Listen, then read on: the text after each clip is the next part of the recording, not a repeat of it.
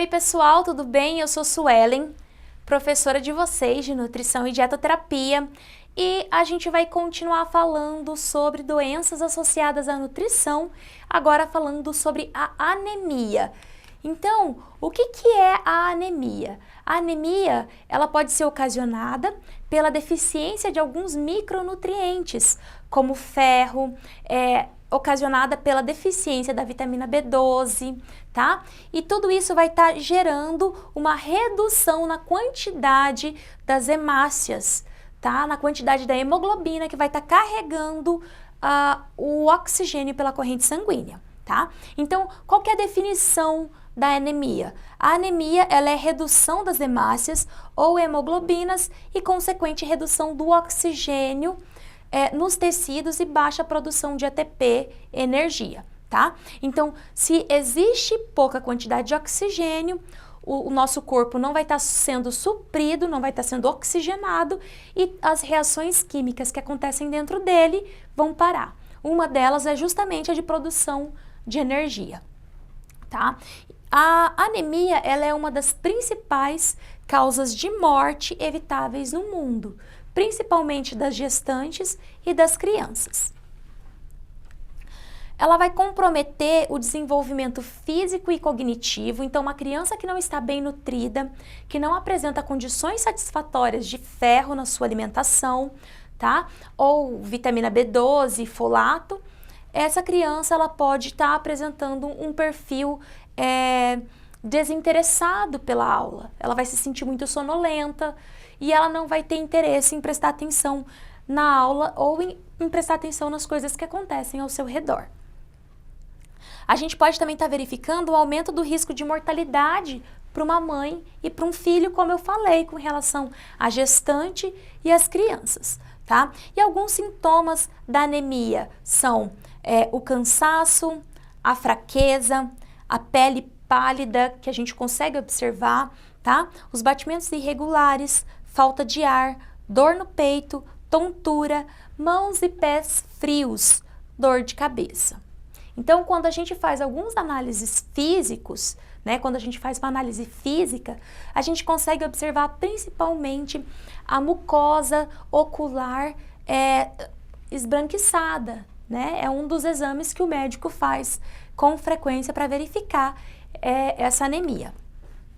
E a gente tem alguns tipos de anemia, tá? A gente tem a anemia ferropriva, anemia megaloblástica, anemia por deficiência de cobre, anemia hemolítica, anemia falciforme, anemia sideroblástica e a talassemia.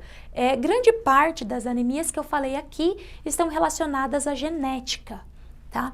O que está relacionado à alimentação são as duas primeiras, tá? Então, a anemia ferropriva e a megaloblástica, elas estão relacionadas tanto à deficiência do ferro, a primeira, e a segunda relacionada à deficiência da vitamina B12 e do folato.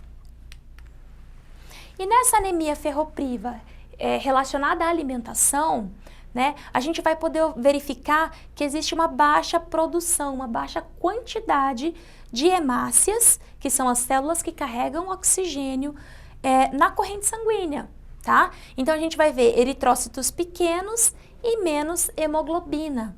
Terá como consequência inicial uma função muscular inadequada, anormalidades no crescimento das crianças, distúrbios epiteliais e prejuízo na função imune.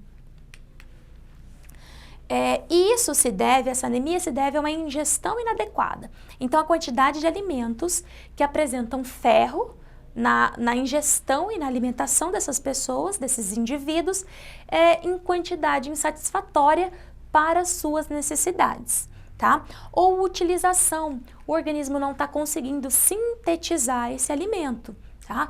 Isso daqui pode ser uma combinação errada de alimentos. A gente sabe que a vitamina C, ela auxilia na fixação do ferro na hemoglobina. Já o leite, ele apresenta um fator contrário. A vitamina D, ela reduz essa fixação, tá? Então, a perda ou excreção sanguínea também é responsável.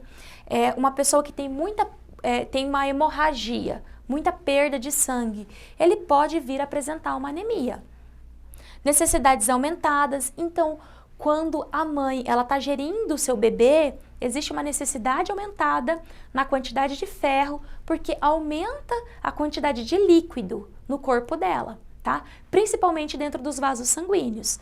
Tendo esse aumento de vaso sanguíneo, é necessário que essa mãe seja suplementada tanto com ácido fólico como sulfato ferroso. Um transporte inadequado, então esse componente ele pode se ligar a outro. A hemácia ela pode se ligar e ficar inativa, tá? Ou uma absorção inadequada, como a gente falou com relação à utilização da vitamina C para ser bem aproveitado, todo o ferro que vem da alimentação.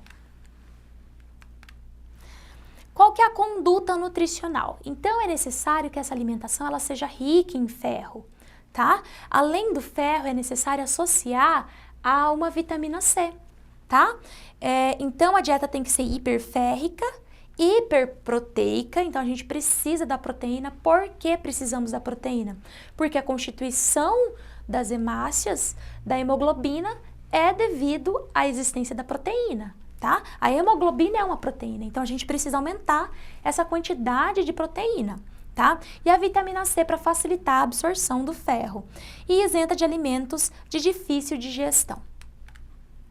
Aqui a gente tem um quadrinho que mostra alguns alimentos que são ricos em ferro, tá? Sempre associando eles com a vitamina C. Então, o interessante na alimentação de uma pessoa que apresenta anemia ferropriva é que depois das grandes refeições, essa pessoa faça a ingestão de um suco de frutas rico em vitamina C, tá? Como laranja, acerola, limão. Algumas fontes alimentares são as carnes, especialmente o fígado bovino, as leguminosas e os vegetais de folhas verdes escuras. As folhas vegetais têm baixo aproveitamento pelo organismo, devendo ser acompanhada da ingestão da vitamina C. Pessoas vegetarianas, elas necessitam ou de uma suplementação de sulfato ferroso, tá? Ou de boas fontes desses alimentos ricos em ferro associados à vitamina C. Bom, pessoal, eu espero que vocês tenham gostado do conteúdo. A gente se vê na próxima aula. Um grande abraço e até mais!